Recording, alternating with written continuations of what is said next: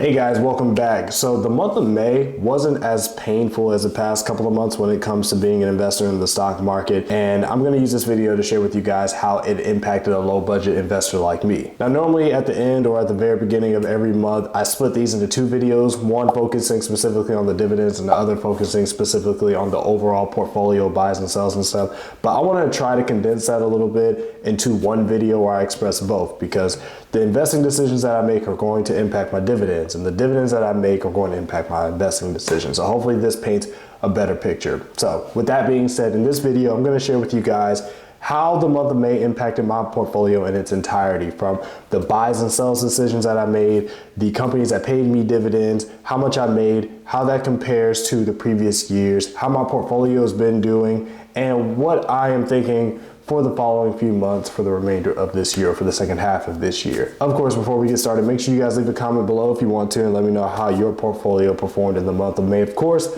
I always hope it performed better than mine, even though I think mine did pretty decent.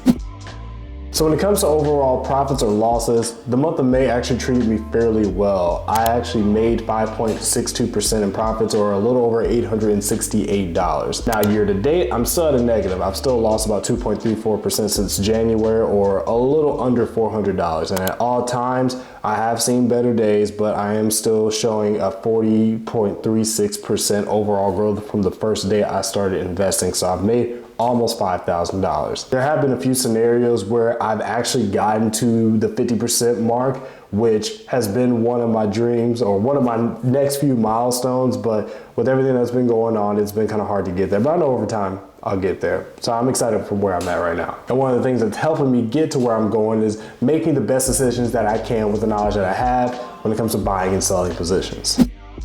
Now, I actually only sold one position and I bought one position a few different times. And the big sell that I made is actually a dividend stock that I've been holding on to for a long time.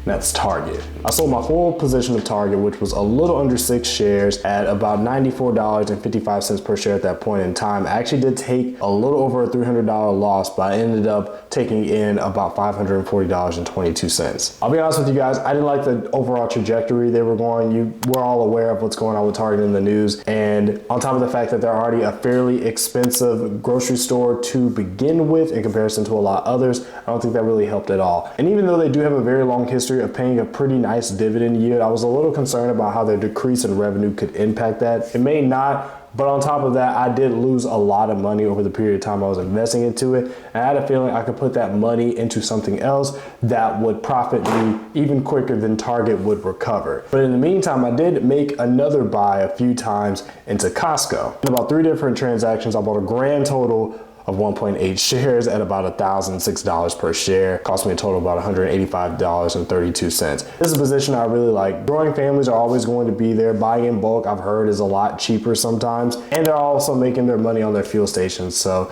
the different sources of income that they have is pretty cool. And also their dividend history is not too bad, especially with the occasional special dividend that they tend to have. I think maybe last year, the year prior, they gave a $15 per share dividend. So I do want to take advantage of that on top of everything else. It's a little caveat.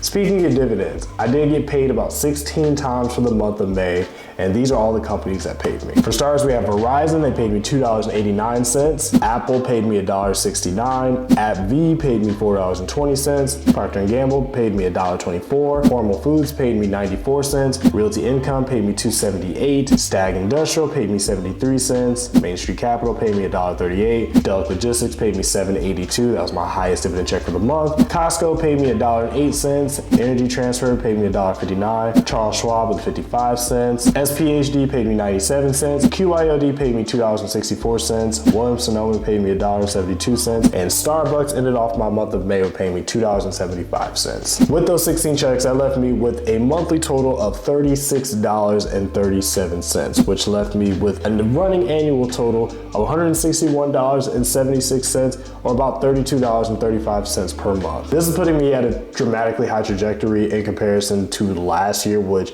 was an amazing year. year. So I'm really excited to see how this year ends. But it is pretty important for me to get a little bit of an insight on how I'm doing so far in comparison to last year when it comes to the month, the overall year that we've had so far, and my average. When it comes to the month of May, I actually only made 98 cents more than what I did the year prior. That's still good, but I was actually a little bit surprised. Comparing January to May of this year to last year, I've actually made $29.95 more, which is great. That's basically a week's worth of investing. And my 5-month average so far, since we've only had 5 months, is almost $6 more than it was in 2024. So that's also really good to see too. And as you guys know, the other thing I like to keep in mind as far as a motivational tactic is what my portfolio could potentially look like in the next 5, 10 to 15 years. And instead of me focusing on how it would look if I continue to invest $30, and if I did, I'm just gonna focus on the continuing to invest $30 because I don't imagine me not investing anymore. If anything, I'm going to eventually invest more than $30 a week, but I got a lot of other stuff to handle because I'm not rich,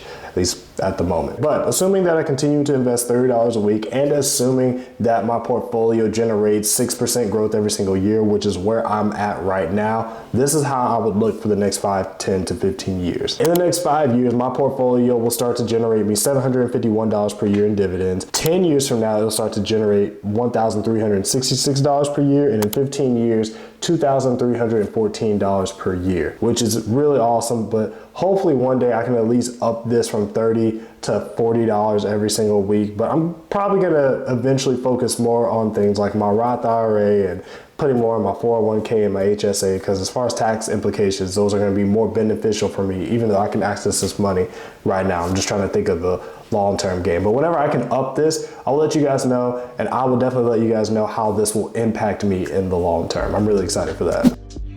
Our goals are going to be the same for the remainder of the year. It's basically just making sure that my portfolio has the positions that I need to accomplish the goals that I have. And for now, that's to make sure that my portfolio can provide me with the best opportunity to make a lot of money in share price growth, but also pay me a consistent dividend, and those dividends can grow every single year. But I've also noticed that there are certain positions I've held on to for a long time that I may have some emotional attachment to, but I may need to let go. Target was a big example. There are other positions that I may feel like have accomplished their goal and have made me a lot of money and may continue to make me some money, but I can take that money and put it into something else that can make me even more. So that's just something that I am keeping in mind. If you guys ever had an issue like that, leave a comment below and definitely let me know. But I think I've done a pretty decent job, as best of a job as I can as for somebody that doesn't know everything about dividend investing and doesn't invest a lot to begin with. But May was the 6-year anniversary of when I first started investing. I made my first buy on May 19th of 2019, and my life pretty much changed forever on the financial aspect from there. And if you guys are interested in that journey, including all the mistakes that I made, make sure you check out this video if you guys do have time. But I appreciate you guys spending time to watch this one. And until next time, as always, take care.